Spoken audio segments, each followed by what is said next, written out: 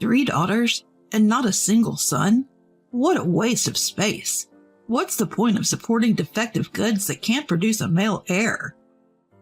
My ex-husband sneered these words at my new husband.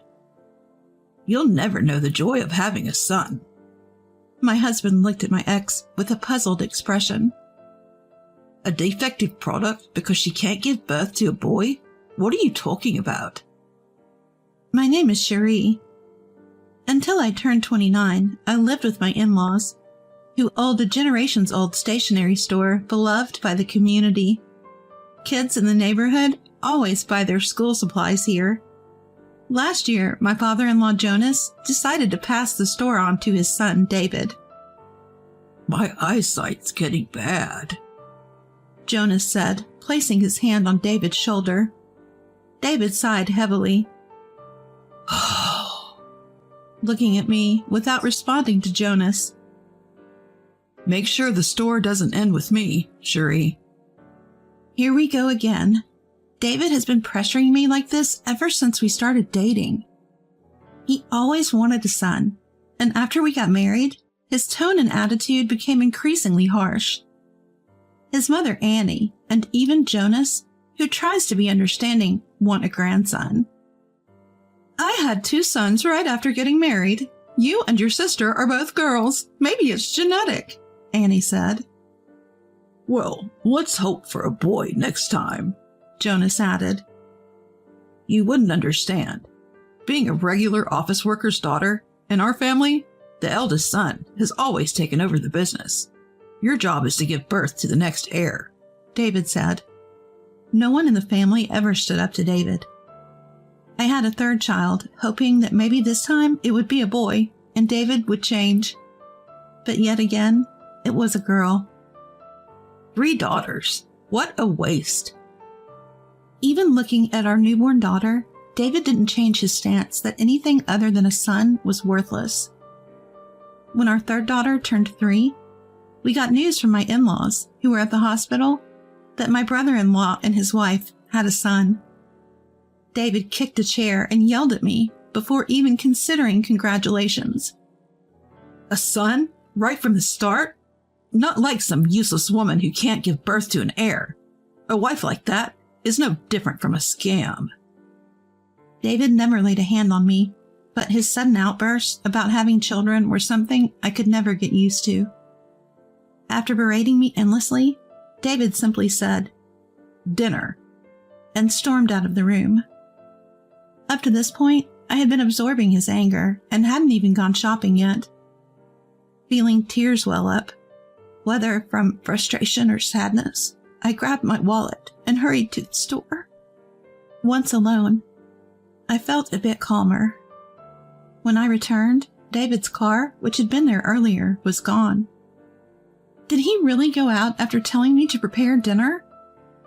I was angry, but at least I wouldn't have to face any blame about the kids if I didn't see him.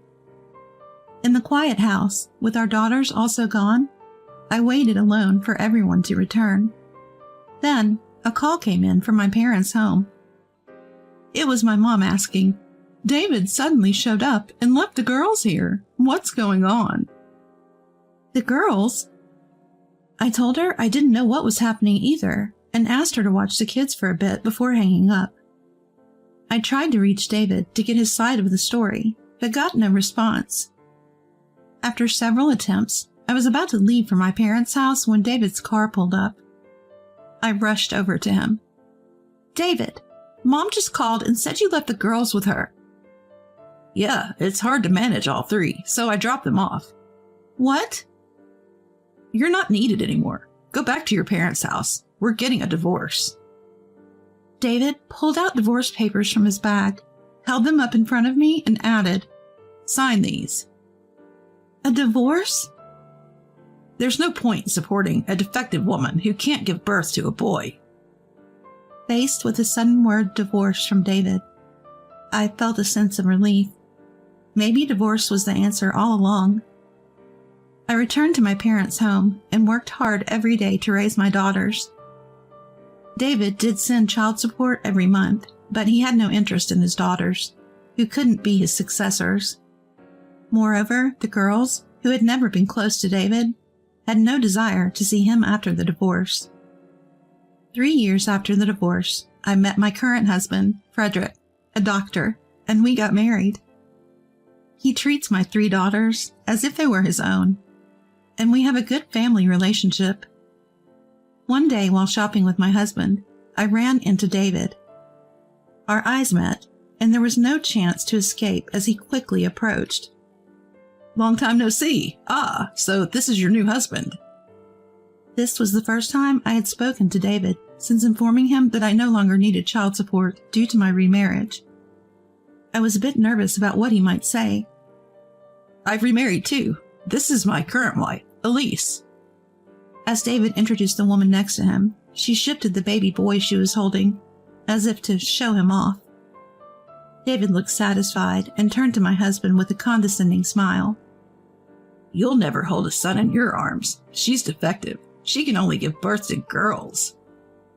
My husband looked puzzled. Don't you know?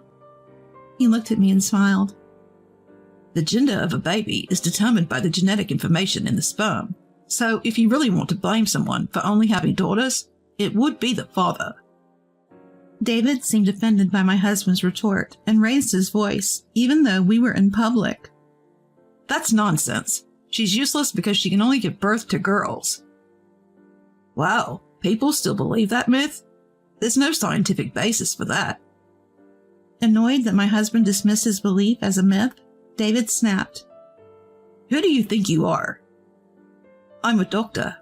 Probably know a bit more about this than you do. David seemed surprised by this and muttered some curses. I don't care if you're a doctor. She gave birth to 3 girls and I left her. If you want a son as an heir, think twice. Just then, our daughters returned from buying drinks. Mom, is Strawberry okay? My eldest and second daughters, each holding drinks, were followed by our youngest, who was holding the hand of a little boy. David's eyes widened in surprise. He's our son. Doesn't he look just like my husband? Your son? Realizing that I, whom he'd mocked for only giving birth to girls, had a son, David was speechless. He took his new wife's hand and left. My 2 older daughters, who remembered the divorce drama from 5 years ago, made faces of disgust at their father. 3 months after the encounter with David, I received a call from an unknown number. I ignored it at first, but the calls kept coming. Curious, I answered on the 4th call. Hello? Cherie, listen, I need to talk. It was David, speaking rapidly as if in a hurry. According to the story, David had some concerns and decided to visit a hospital after encountering us. Turns out it was the same hospital where my husband works. My husband spotted David sitting in the lobby and approached him, asking if he was feeling unwell. David said he was fine, but wanted to consult a doctor about his son. I was surprised to hear this from my husband, so I asked David if he had called to tell me about it. No, I've been deceived. Combining what David told me over the phone with what I later heard from my husband, here's what happened. David had seen my son, who looks a lot like my husband, while out shopping. This prompted him to resolve some complicated feelings he'd been grappling with. You see, David had been bothered that his son, born to his second wife, didn't resemble him much. Despite trying to brush it off, everyone kept saying the boy looked like his mom. No one said he looked like David. So David decided he wanted a DNA test to prove his paternity and went to the hospital for that reason. At first, he just wanted to ease his mind with the test, but my husband told him, "If you're raising him with love as your son, isn't that enough?" David took this as a veiled suggestion that the test might prove the boy wasn't his, and he got angry. He declared he would definitely get the test done, only to be told, "We don't do paternity tests here." Ignoring my husband's words, David went ahead and visited the hospital's genetics department. As expected, they couldn't help him. The doctor suggested he consult a lawyer, so he left the hospital. Later, he got the test done through a lawyer-recommended agency and found out the boy wasn't his biological son. When I confronted her, she admitted she cheated, David said, anger seeping through the phone. But honestly, I had nothing to say. I don't know if he just wanted someone to listen or thought I'd sympathize, but the call was unnecessary. So what do you want from me? I'm not interested in your life anymore, so stop contacting me, I said, ignoring his desperate tone. I hung up and blocked his number. But just when I thought peace had returned to our home, a new problem arose. David's ex-wife, who had been divorced and sought compensation, started pestering my husband for a dinner date. She had learned about my husband's workplace from David, checked every doctor's profile on the hospital's website, and finally identified my husband and his department from the posted photos. She then reached out on social media, trying to impress him with her achievements and inviting him to dinner, only to be firmly turned down. Despite being turned down, this woman was relentless. She even tried to ambush my husband as he left the hospital and made unnecessary appointments, raising alarms among the hospital staff. Eventually, my husband decided to talk to her directly to put an end to the inconvenience she was causing. As always, he caught her loitering around the hospital and told her off. Please stop following me. I have no interest in dining with you or being friends. She got red in the face, badmouthed me, his wife, and stormed off. I don't remember the details, my husband said. It was embarrassing. Everyone was watching. 4 days after hearing this from my husband, our doorbell rang incessantly.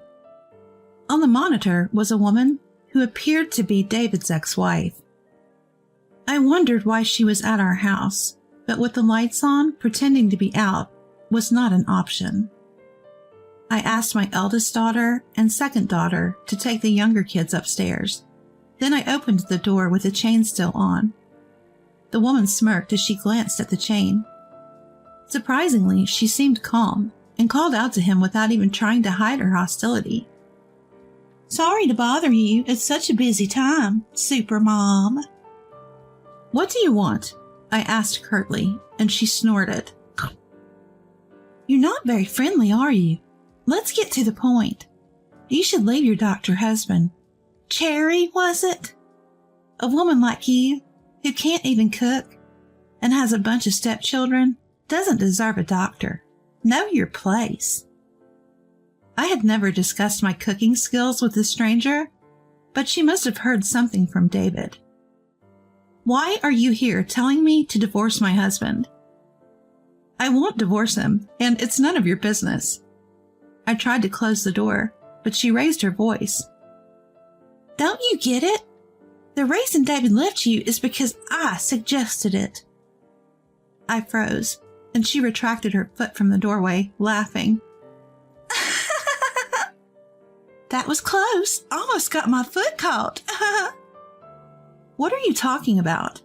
Ignoring her flippancy, she sneered. I was dating David at the time. He's the eldest son of a historic shop, you know. So I advised him to divorce you since you can only give birth to daughters and can't produce a male heir. I had no idea, so it wasn't a affair. Well, it turned out for the best. Now you know you can have a son. But the stationery shop doesn't make as much as I thought, so I'll give David back to you, and you give me your current husband. She spoke as if she had already won, looking down on me with a smug expression. As I was lost in thought, she said in a low voice, If you get it, then divorce him already, and left. I was shocked by this unexpected revelation, but I felt no pain as my love for David had already faded. Still, I wanted to put an end to her stalking my husband. Before opening the door, I had set my phone to record, just in case.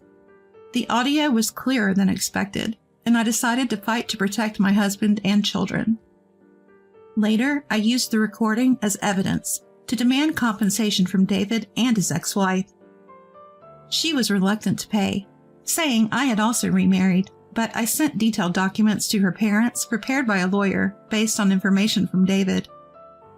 David also had resentments towards his ex-wife, so things moved smoothly.